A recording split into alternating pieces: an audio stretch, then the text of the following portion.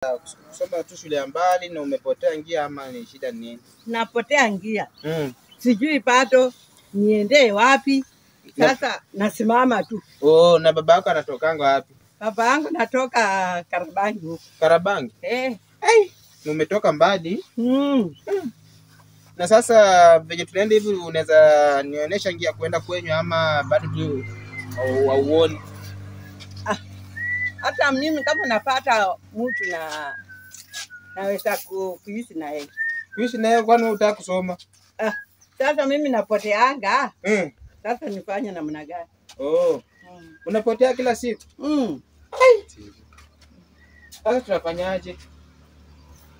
Habari yako mzee? Nzuri sana. Huyu mtoto nimemwokota kwa barabara. Huyu nani?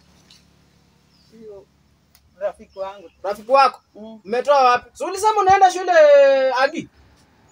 Nilikuwa naenda shule lakini napotea sasa. Huyu ndiye anarokota mimi. Amefanya aje? Anarokota mimi kwa njia. Amekurokota?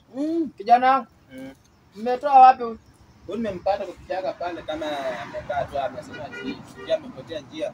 Sasa wewe Agi ulisema unajua njia ya kwenda shule. Tukakupea nafasi ya kwenda shule. Yaani unapotea tu msichana mkubwa kama wewe. Wewe unataka kusoma kweli? Hata wacha tu kusoma. Niende nieleke. Unataka kuoleka kwa boma ya nani? Kwako. Kwangu hapa kuoleka hapana, utasoma. Msichana utasoma kwa by force. Utasoma? I don't want, please.